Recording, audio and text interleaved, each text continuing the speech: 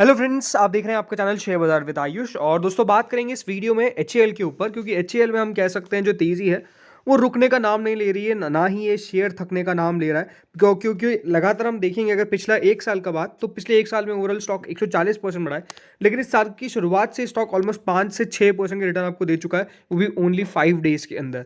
तो overall stock में जिस तेज़ी से हमको तेज़ी देखने को मिल रही है वो अपने आप में काफ़ी कमाल है, काफ़ी धमाल है। लेकिन हाँ, ये बात ज़रूर है दोस्तों कि तेज़ी के पीछे का कारण आपको समझना, और डेफिनेटली कंपनी के आसपास कौन सी चीज़ें जो हो रही है जो इस कंपनी को इम्पैक्ट डाल रही है, उसके ऊपर दोस्तों हम इस वीडियो में बात करेंगे। तो वीडियो को देखिएगा पूरा ज़रूर। उससे पहले फ्रेंड्स, अभी तक अगर आपने चैनल को सब्सक्राइब नहीं किया है तो सब्सक्राइब सबसे पहले आप लोग चैनल को ज़रूर कर लीजिएगा। तो फ्रेंड्स, ये जो तेज़ी हमको देखने को मिली थी फ्राइडे को, वो उसके पीछे का रीज़न क्या है? वो उसके पीछे का रीज़न है दोस्तों एक फॉरेन ब्रोकिंग फर्म यूबीएस का टारगेट रेज करना।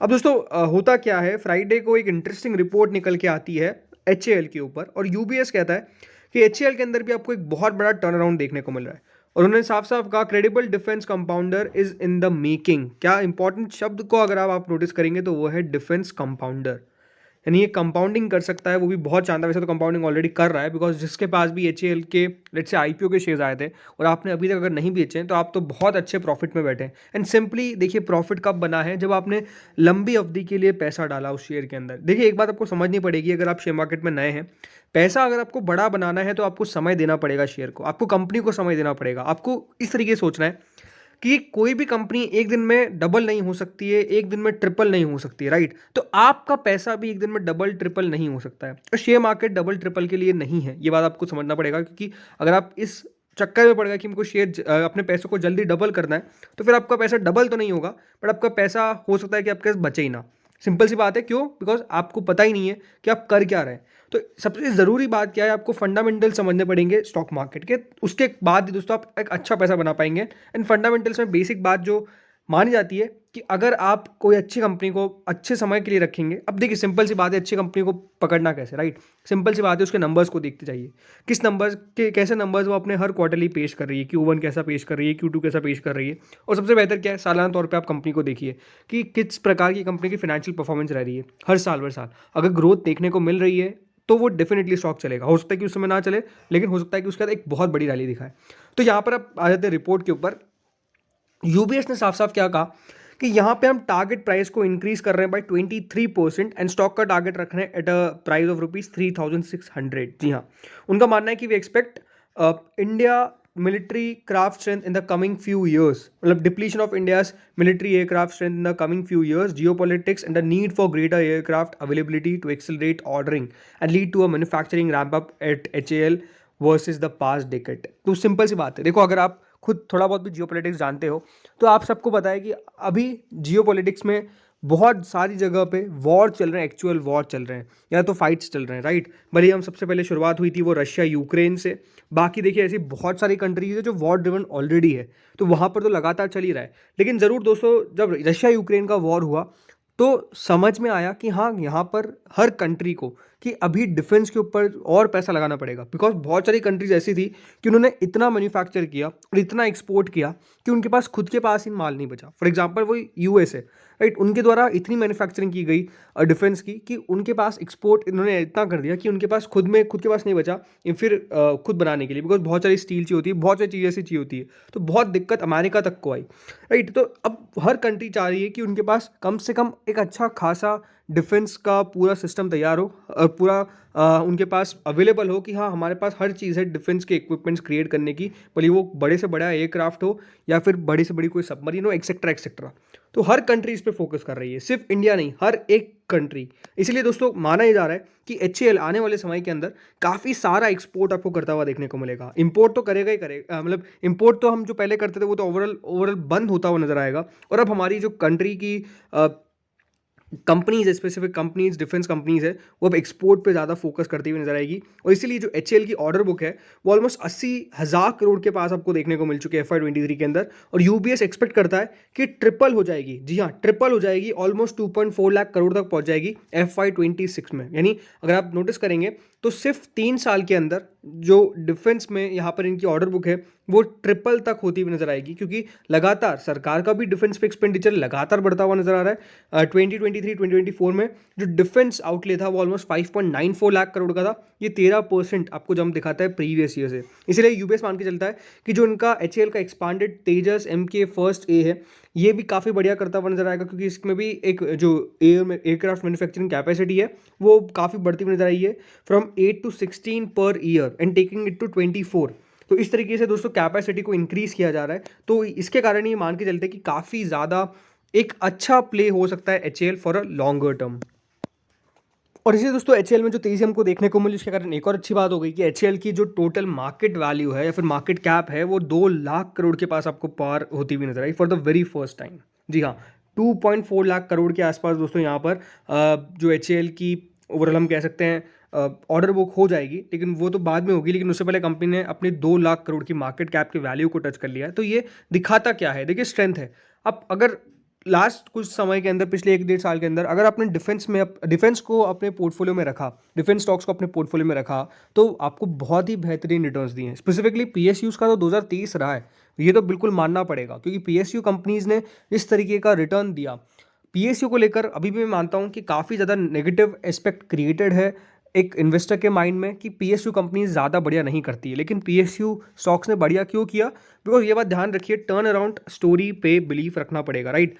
हर समय देखिए हर कंपनी लगातार खराब करती जाएगी ऐसा तो नहीं है ना कभी तो टर्न अराउंड होगा, जो एग्जैक्टली भी हमको देखने को मिल रहा है। हाँ, अभी अब जब बहुत अच्छी बातें होती है तो कभी कभार लगता है कि थोड़ा सा हम भी अब ठीक हो जाए, मतलब इतना भी पॉजिटिव ना सोचे, ओके ओके सोचे। बट ये बात ज़रूर है कि आई थिंक ये कंपनीज ने पहले बहुत ख़राब किया था, इसलिए बहुत अच्छा करने की एक्सपेक्टेशंस हम इससे कर रहे हैं। बट ज़रूर ये है कि हाँ, इनको इस प्रकार की परफॉर्मेंस रेगुलर करनी पड़ेगी। ऐसा नहीं है कि एक क्वार्टर में कुछ अच्छा कर दिया, सेकंड क्वार्टर में कुछ खराब कर दिया, फिर थर्ड क्वार्टर में फिर अच्छा कर दिया। अगर कंसिस्टेंसी नहीं रहेगी इन कंपनीज में, इनके पास ऑर्डर्स की कोई प्रॉब्लम नहीं है, इसलिए तो आप देखिए इनकी 80,000 करोड़ की ऑर्डर बुक है, तो ये ऑर्डर बुक को लगातार बढ़ना चाहिए, राइट। इसीलिए अगर आप कंपनी के प्रॉफिट एंड लॉस या फिर सेल्स की बात करता हूँ मैं ओवरऑल, तो उसमें आप साफ साफ नोटिस करिए कंपनी की सेल्स लगातार बढ़ी है 20,000 करोड़।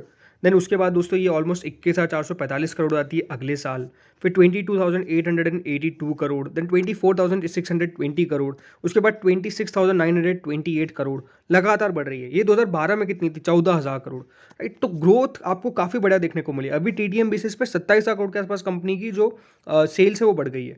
अब जब कंपनी की सेल्स लगातार दोस्तों बढ़ रही है, तो ऐसा नहीं कि ऑपरेटिंग प्रॉफिट मार्जिन में कंपनी कुछ दिक्कत ला रही है। 25% दोस्तों 2023 में कंपनी की ऑपरेटिंग प्रॉफिट मार्जिन रहे, ये बहुत अच्छा है, राइट। यही प्रॉफिट कंपनी का प्रॉफिट ऑलमोस्ट 5,811 करोड़ देखने को मिला 2023 के अंदर। उससे पहले 5,000 करोड़ का था, उससे पहले 3,000 करोड़ का था, उससे पहले 2,842 करोड़ का था।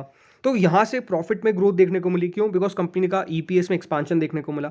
अभी भी ज़रूर सेल्स ग्रोथ अगर लास्ट 10 साल की देखेंगे तो बहुत बड़ी नहीं है, राइट। लास्ट 10 साल में 7% की कंपनी की सेल्स ग्रोथ रही है, लेकिन दोस्तों अब सेल्स बढ़ती हुई नजर आ रही है, बिकॉज इनकी ऑर्डर बुक में भी बहुत बढ़िया आपको इंक्रीज देखने को मिल रहा है। इसलिए पिछले 5 साल में ये 8% सेल्स ग्रोथ हो गई है, और जो कंपनी का प्रॉफिट ग्रोथ है वो ऑलमोस्ट 24% का रहा है।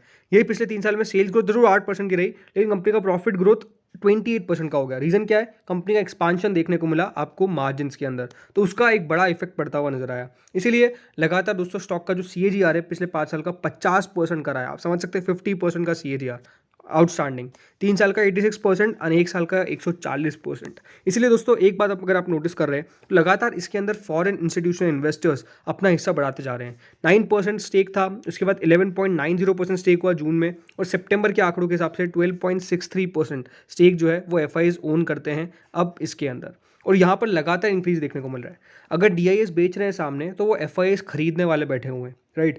पब्लिक के पास भी जरूर इंक्रीज होता हुआ नजर आया, 5.34, देन 5.81, देन 6.02, क्योंकि पब्लिक का भी यहाँ पर कॉन्फिडेंस बढ़ा है। अब जरूर जब दिसंबर के आंकड़े निकल के आएंगे कंपनी इसमें शेयर होल्डिंग पैटर्न के, तो उसमें देखना है कि और क्या FIs ने अपनी स्टेक यहाँ पर इंक्रीज करी, क्योंकि लगातार ईयरली बेसिस पे आपको दिखाता हूँ, तो ईयरली बेसिस पे 2021 तक कुछ स्टेक नहीं थी, लेकिन 2022 के बाद देखिए लगातार जो स्टेक है वो यहाँ पर बढ़ाते गए FIs। सरकार ने भी अपना थोड़ा बहुत हिस्सा बेचा, लेकिन FIs ने भी सामने खरीदारी काफ़ी तेजी से करी। तो ये दिखाता क्या है कि उनको भी इस पूरे सेक्टर के ऊपर स्पेसिफिकली काफ़ी स्ट्रेंथ नज़र आती है, काफ़ी उनका भी यहाँ पर फोकस ज़रूर है। अगर स्टॉक आप चार्ट पैटर्न देखेंगे, सिंपल आपको लगेगा यहाँ पर कहीं भी स्टॉक में ऐसा सच दिखा नहीं कि कहीं भी कोई बड़ा रेजिस्टेंस है, बिकॉज स्टॉक ने जिस तरीके से दोस्तों हर एक लेवल को क्रॉस किया है, ये अपने आप में बहुत शानदार है। अब ज़रूर देखिए एक गिरावट कहाँ पर आ सकती है? गिरावट आ सकती है दोस्तों, अगर कंपनी के वो रिफ्लेक्शन नहीं देखने को मिलता है इनके फाइनेंशियल रिजल्ट्स पे, राइट? तो अगर कंपनी के मान लीजिए फॉर एग्जांपल नंबर्स खराब निकल के आएंगे तो स्टॉक में गिरावट बन सकती है अब, क्योंकि एज सच कोई नेगेटिव चीज़ यहाँ पर नजर नहीं आ रही है। मैं ये नहीं कहता कि देखिए स्टॉक सिर्फ कंटिन्यूसली बढ़ता रहेगा, बिकॉज हर एक कंपनी का स्टॉक कब बढ़ेगा? जब वो दोस्तों वो खुद कंपनी ग्रो कर रही है, राइट? अगर कंपनी ग्रो कर रही है अच्छे पेस पे तो स्टॉक भी ग्रो करेगा, लेकिन ऐसा नहीं कि स्टॉक हर साल डबल होगा। अच्छा साल आया 2023 का, 2024 के अंदर मैं ये एक्सपेक्ट नहीं करता कि स्टॉक यहाँ से भी डबल होता हुआ नजर आ जाएगा, लेकिन एक मॉडरेटली रिटर्न जो देता है 12-15% के, उससे ज़्यादा बेहतर ये करेगा 25-30% के रिटर्न मेरे आपसे दे सकता है अभी भी। अगेन कोई बाइंग रिकमेंडेशन नहीं है कि बाइंग कॉल है यहाँ पर बाइंग ले लो, नहीं। तो एक सिंपल सी बात है, जो मुझे व्यू लगता है वो आपके साथ मैं शेयर कर रहा हूँ। कोई बाइंग कॉल नहीं है, बाइंग कॉल के लिए आप अपने फाइनेंशियल एडवाइजर से कंसल्ट करिए। लेकिन स्पेसिफिकली जैसे मैंने बताया कि कोई कंपनी लगातार डबल नहीं हो सकती हर साल, कि पहले साल डबल, उसके अगले साल भी डबल होगी, उसके अगले साल भी double, ऐसा नहीं हो सकता है। लेकिन ग्रोथ अगर अच्छी देखने को मिलती है तो स्टॉक डेफिनेटली ज़्यादा बढ़िया करता है हमारी एक्सपेक्टेशन से। तो अगर मैं 30% कह रहा हूँ, हो सकता है स्टॉक 60% करे, अगर यहाँ पर भी एक्सपेक्टेशंस को बीट कर देता है और कंपनी का ऑर्डर बहुत तेज़ी से आता है। अगर यूबीएस मान के चल रहा है कि 2.4 लाख करोड़ के आसपास कंपनी की ऑर्डर बुक हो जाएगी अगले 3 साल के अंदर, तो अगर यहाँ से मान लीजिए 3-4 लाख करोड़ हो जाती है तो ये हमारे एक्सपेक्टेशन से बहुत ऊपर है, तो फिर स्टॉक बहुत बढ़िया करेगा। टेक्निकली जैसे मैंने कहा स्टॉक के लिए एज सच कोई प्रॉब्लम नहीं है, बिकॉज हर एक रेजिस्टेंस को अगर थोड़ा बहुत भी रेजिस्टेंस आया, फॉर एग्जाम्पल अगर यहाँ पर आप नोटिस करेंगे तो यहाँ पर थोड़ा बहुत रेजिस्टेंस था, स्टॉक ने ये रेजिस्टेंस आसानी से क्रॉस किया, फिर यहाँ पर थोड़ा बहुत रेजिस्टेंस क्रिएट हुआ, उसको क्रॉस किया, तो एज सच कोई प्रॉब्लम चार्ट पे टेक्निकली नजर नहीं आती। तो फ्रेंड्स इस वीडियो में इतना ही था।